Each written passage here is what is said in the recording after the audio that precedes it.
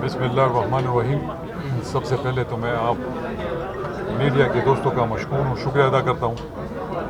देखिए, आजकल जो हालात है पाकिस्तान में, हर जगह पर अनसर्टेनिटी की हालात है।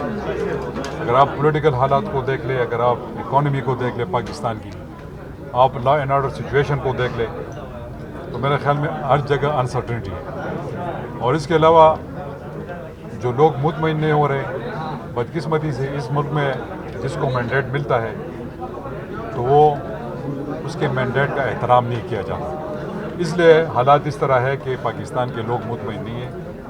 मैं एज अ पॉलिटिकल वर्कर जितने भी हमारे लोग हैं, जितने भी इस मुल्क के बड़े हैं, मैं इनसे ये रिक्वेस्ट करूँगा कि अगर इस मुल्क को बचाना है, जिसको मैंडेट मिले तो चाहे जो भी हो, तो उसकी मैंडेट की कदर होनी चाहिए। देखिए, इस तरह है, ये जो आपने बात की है कि 800-900 अरब सूबे पे कर्जा है, सूबे का कर्जा है, सूबे कर्जा है, इसमें कोई दूसरी राय नहीं है। मेरे दौर में जितने भी कर्जे हमने लिए हैं वो डिफरेंट रोड्स के लिए थे, तरक्याती कामों के लिए हमने लिए थे, और ऐसे प्रोजेक्ट्स के लिए लिए थे जिस पे दोबारा वो अर्निंग करेंगे, रिटर्न उसी प्रोजेक्ट से होंगे, जिससे वो इनकम जनरेट करेंगे, और वही इनकम जो है वो दोबारा उन कर्ज़ों में जाएगा, तो उसका बोझ जो है वो आवाम पे नहीं आएगा। जिस तरह IMF से हम कर्जे ले रहे हैं और वो दोबारा बोझ जो है सूद दर सूद जो है उसका इंटरेस्ट जो है वो फिर लोगों से निकाला जाता है।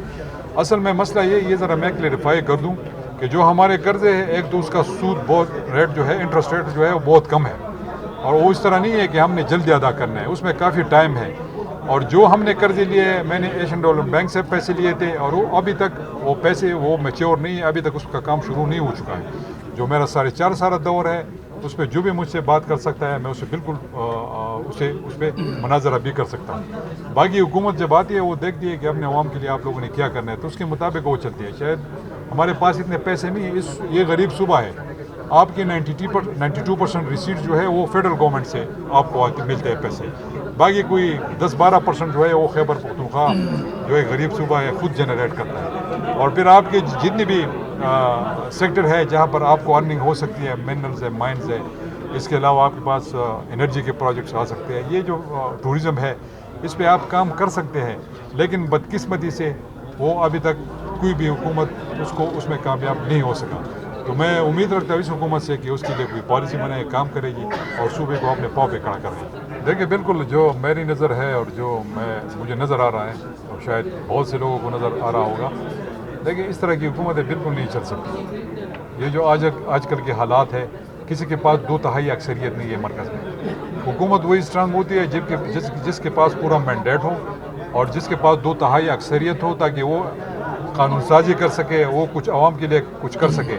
अब यहाँ पर मरकज़ में आप देख लें, 3-4 पार्टीज इकट्ठे हो गए, वो उसने हुकूमत बना ली है, ठीक है, लीड उसको पाकिस्तान मुस्लिम लीग नून कर रही है, और हमारी दुआ है कि ये हुकूमत कामयाब हो और इस हुकूमत के लिए, इस पाकिस्तान के लिए, इस आवाम के लिए कुछ कर सके। लेकिन जो मुझे नज़र आ रहा है, तो मेरे ख्याल में ये बड़ा मुश्किल मुझे लग रहा है कि ये हुकूमत आगे चल सकी। और यहाँ पर खैबर पख्तूनख्वा में PTI की हुकूमत है, बलूचिस्तान में पीपल्स पार्टी की है, और उसकी सिंध में पीपल्स पार्टी की है, पंजाब में नून की है। तो इस तरह डिफरेंट हुकूमतें हैं। मेरी नज़र में 6-7-8 महीनों से ये हुकूमत ज़्यादा नहीं चल सकती। देखिए, दुख हर किसी को होता है जब कोई अपने घर से जुदा हो रहा होता है। आप देख लेना, जब कोई बंदा सऊदी अरब जाता है तो उसको कितना दुख होता है, अपने घर से, अपनी फैमिली से दूर होता है। तो पाकिस्तान तहरीक इंसाफ मेरी एक फैमिली थी, इसमें कोई दूसरा नहीं है, मैं हर स्पीच में कहता हूँ। दूसरी बात यह है कि खान साहब कल भी मेरे लीडर थे, आज भी है और आगे भी मेरे लीडर होंगे, इसमें कोई दूसरी राय नहीं। इसलिए मैंने कोई दूसरी पार्टी ज्वाइन नहीं की है, न मैं कोई दूसरी पार्टी ज्वाइन कर सकता था। तो अपनी पार्टी बनाई है, उसको अब मैंने खुद लीड करना है।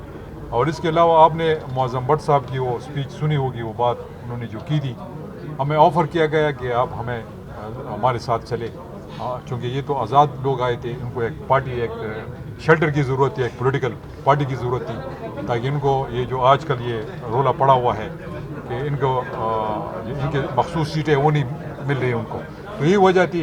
इनकी ऑफ़र आई, हमने पूरे दिल के साथ अपनी पार्टी उनके पास रख दी कि यार बिल्कुल हम हाजिर हैं, और आप जो चाहते हैं बिल्कुल हम हाजिर हैं, क्योंकि हम चाहते हैं कि इस मुल्क में जमहूरियत चले, इस मुल्क में अनसर्टेनिटी ना हो। ये मुल्क मेरा भी है और आपका भी है, सबका है, हम किधर जाएंगे? تو اس ملک کی خاطر اور خان صاحب کی خاطر ہم نے اپنی پوری پارٹی ان کے سامنے رکھ دی. لیکن اب پتہ نہیں کہ آگے کیا ہو گیا، یہ ہمیں بھی پتہ نہیں. بہرحال ہم اپنے ایفرٹس کی تھی، انہوں نے ہم سے مانگا تھا، ہم نے پلیٹ میں رکھ کے دی تھی. باقی جو 13 سال میں نے پاکستان تحریک انصاف میں گزارے تھے وہ آپ سب کے سامنے ہے. بڑی محنت کی تھی میں نے، اور میں صرف میڈیا ہے چونکہ میں ایک بات شیر افضل ایڈوکیٹ صاحب اکثر بولتے رہتے ہیں ٹی وی پہ، میں صرف ان کو کلیئرفائی کرنا چاہتا ہوں کہ میں کونسلر سے ڈائریکٹ وزیر اعلیٰ نہیں بنا تھا. میں اپنے 2005 میں پہلے یونین کونسل کا ناظم تھا. میں کونسلر نہیں تھا، میرے پاس 14 کونسلرز تھے. میں ناظم تھا، میں اس کو لیڈ کر رہا تھا. اس کے بعد 2010 میں نے پاکستان تحریک انصاف کو جوائن کی، اور 3 سال میں اپنے حلقے میں رہا. میں نے محنت کی، میں نے پاکستان تحریک انصاف کو اوپر اٹھائی، اور الحمدللہ 2013 میں مجھے ٹکٹ ملا اور میں ایم پی اے بنا. ایم پی اے کے بعد پھر میں منسٹر بنا، اور 5 سال میں خیبر پختونخوا کے حکومت میں کیبنٹ منسٹر رہا. پانچی ڈپارٹمنٹ کو میں نے لیڈ کیا.